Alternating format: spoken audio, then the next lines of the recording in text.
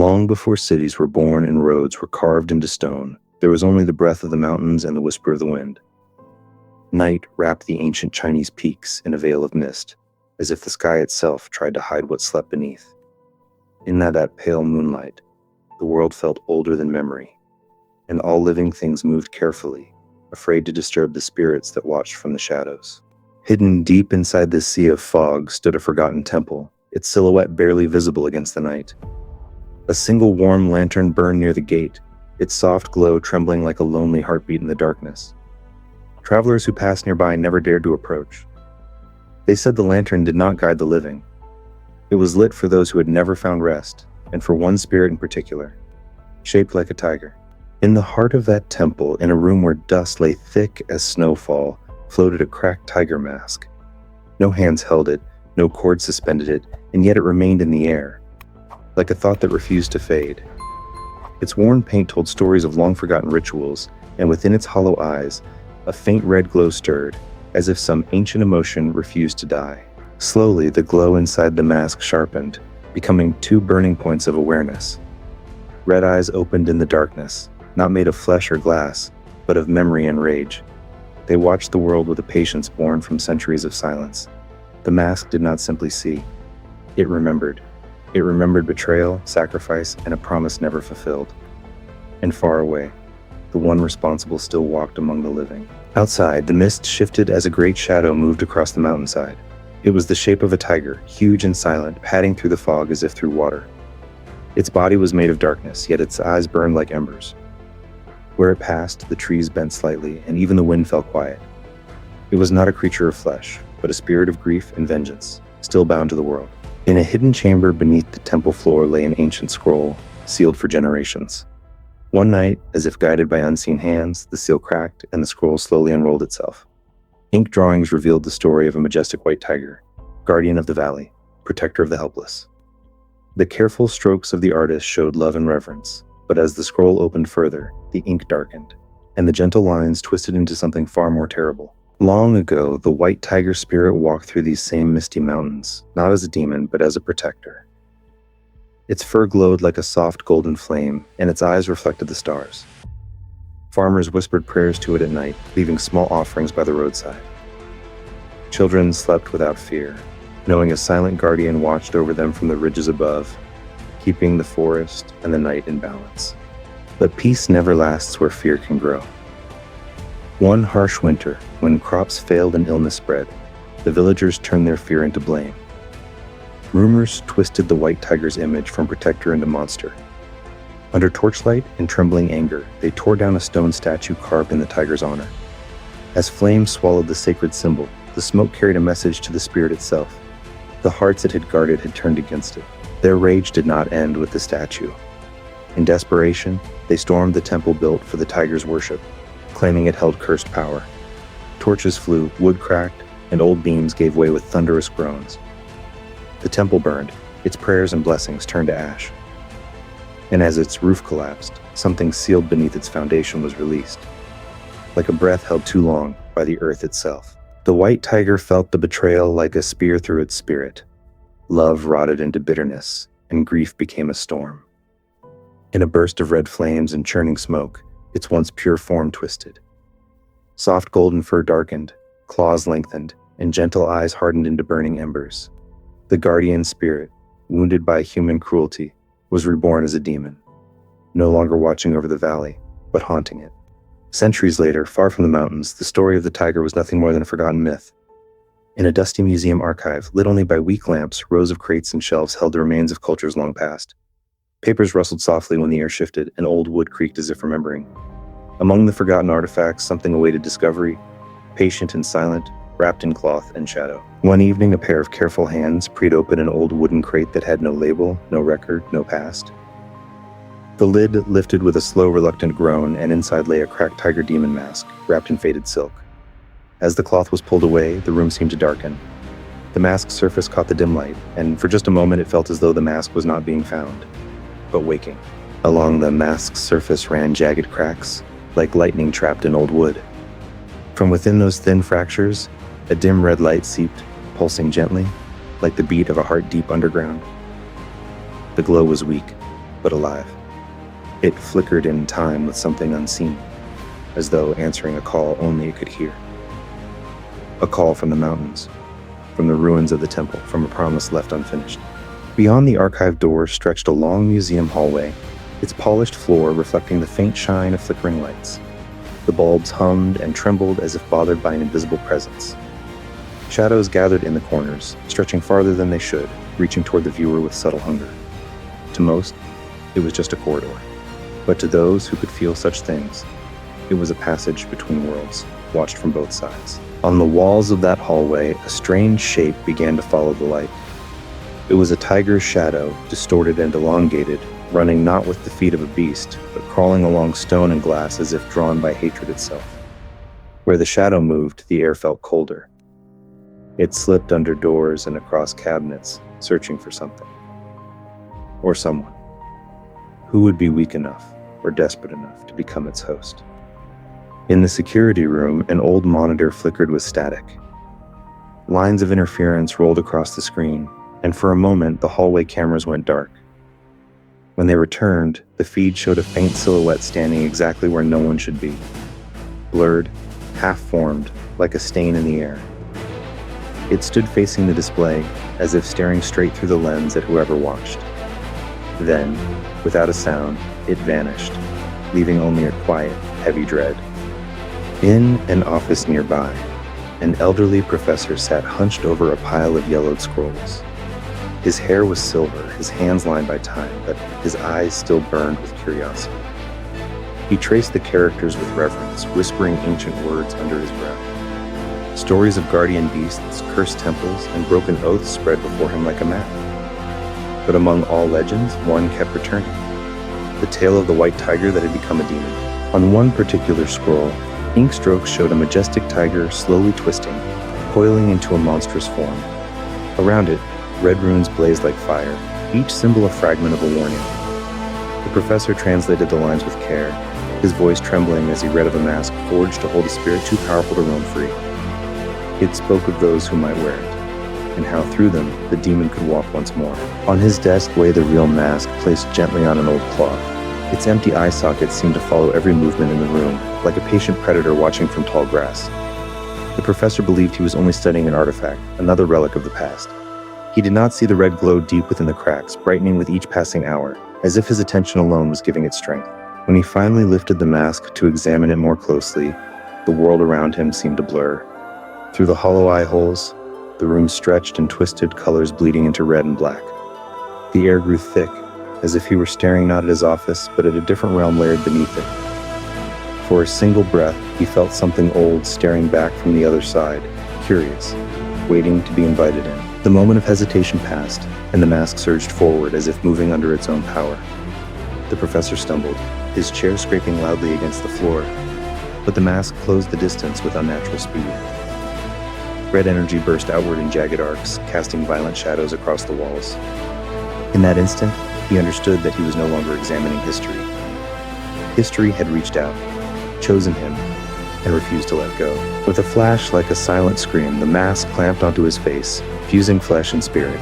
Red light poured around him, wrapping his head, his shoulders, his entire being. His fingers clawed at the edges, but there was nothing to pull away. The mask was no longer an object.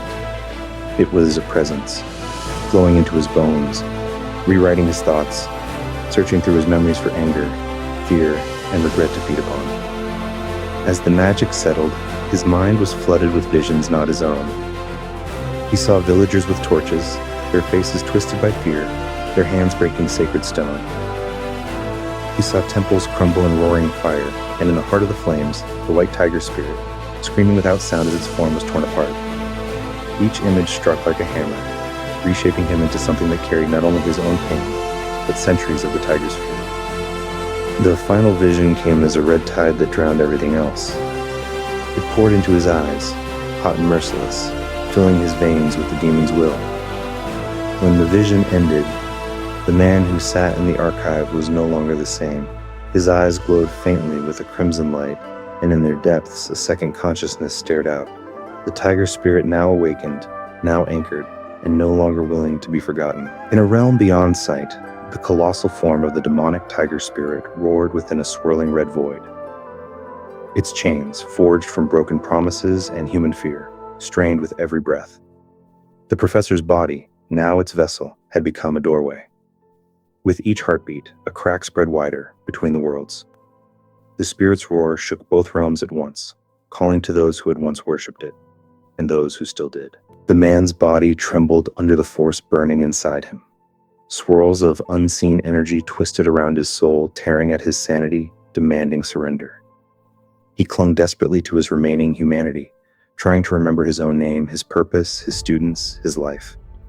But between every memory, the tiger's rage slipped in like smoke, asking only one question. Do you remember what they did to me? And slowly, his resistance began to weaken. Far away, in a hidden place untouched by time, robed figures gathered beneath a cracked ceiling painted with fading tigers. They wore red tiger masks, their eyes hidden, their hands steady as they lit candles in a perfect circle. They were the last descendants of an ancient cult, not of the guardian tiger, but of the demon it had become. They had waited for the signs, for the scrolls to align, for the vessel to awaken. Now they felt it.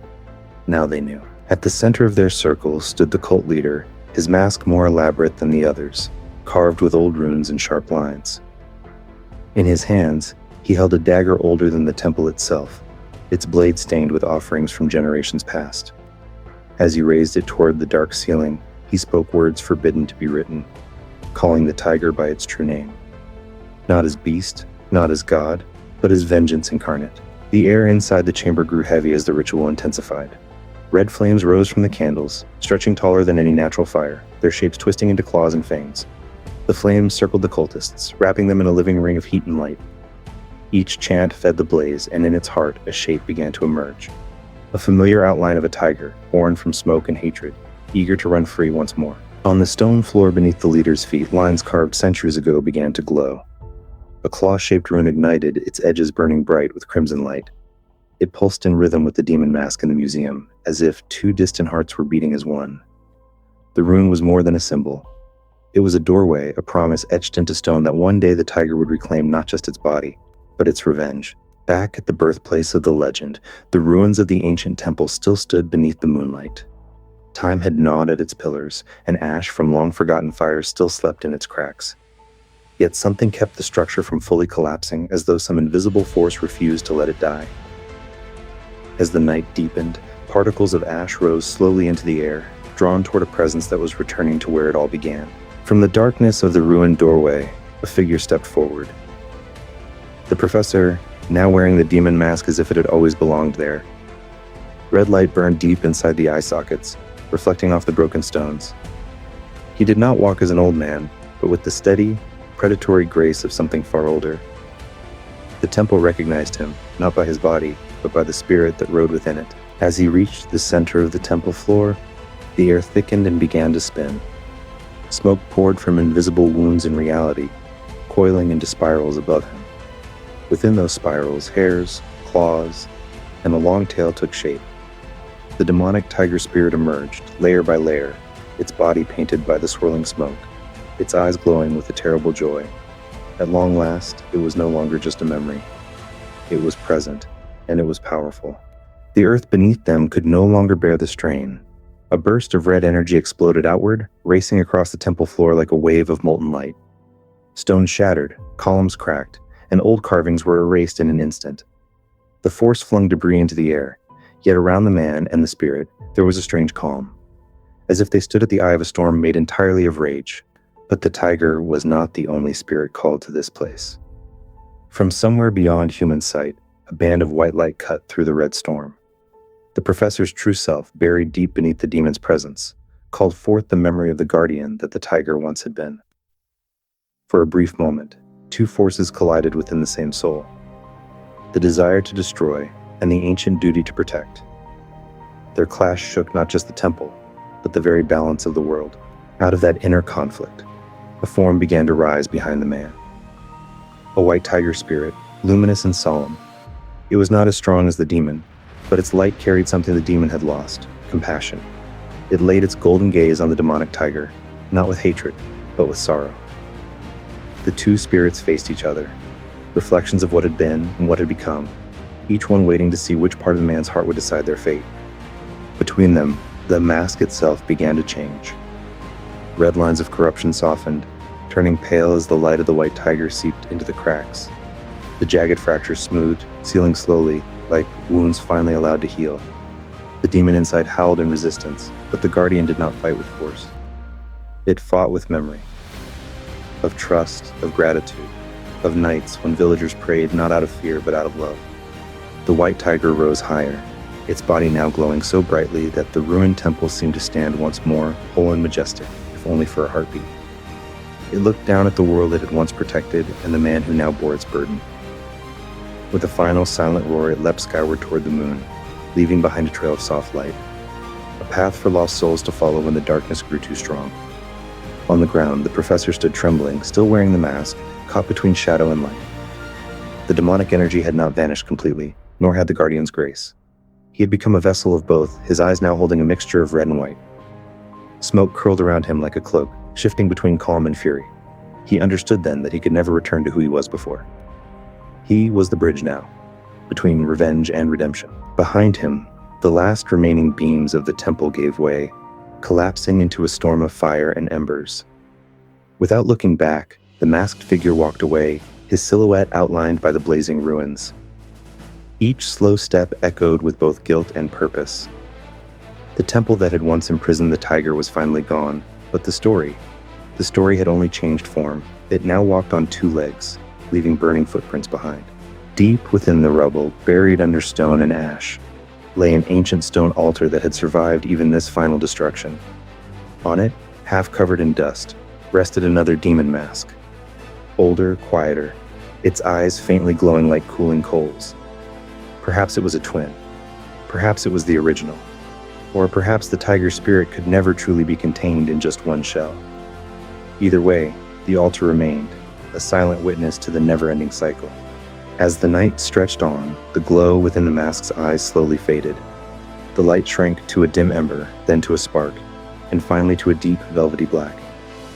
Yet that blackness did not feel empty. It felt watchful, patient, as if the spirit had simply closed its eyes to sleep. For those who understand such things, true danger is not in the roar that shakes the sky, but in the silence that follows, waiting. Around the ruins, fog began to thicken once more, swirling in slow spirals. Within it, lines of red light formed delicate ancient characters, hanging in the air like ghostly writing. They told the story of the tiger, from guardian to demon to something beyond both. Anyone who could read them would understand the warning. When humans betray what protects them, they do not destroy the spirit. They reshape it into something they can no longer control. The fog drifted into the broken temple halls, where shafts of moonlight pierced through shattered ceilings. Dust floated like pale spirits in the air, shimmering as they passed through beams of light. The echoes of old prayers seemed to linger among the stones, mixing with distant roars only the brave, or the cursed, could hear. The temple might have fallen, but its story had sunk into the ground beneath it, waiting to be awakened again. Far away, back in the city, lights in the museum dimmed as closing time approached. The long hallway once again stretched into shadow, each display case reflecting the faint glow of emergency lamps. To any visitor, it was just another quiet night in an old building. But the air hummed with the faint aftertaste of ritual and spirit, as if the walls themselves knew that one of their relics had left, and something unseen had taken its place. Out in the mountains, under the watch of the same moon that had seen it all, a tiger-shaped presence moved along the ridges. Sometimes it appeared as pure white, a guardian gliding through the mist. Sometimes it darkened into a demonic outline, eyes burning from far away. It did not belong only to one side anymore. It walked the border between worlds, between judgment and mercy, watching the valley where its story had begun. Deep below, where no one walked and no temple stood, red ritual flames flickered in the darkness with no wick, no fuel, no source. They twisted slowly upward, curling and folding like living things remembering their shape. The flames were not evil on their own. They were only power, raw and ancient, waiting for intention. Waiting for a hand, a voice, or a broken heart to tell them what to become next. In time, fog rolled over the land once more, thick and soft, hiding mountains, ruins, and roads alike. The world grew quiet, as if the earth itself took a long, deep breath. The legend of the demonic tiger did not vanish. It simply sank beneath the surface, into stories, into dreams, into the masks people wear without knowing why. And in that silence, one truth remained. Spirits do not fade when forgotten. They wake when remembered.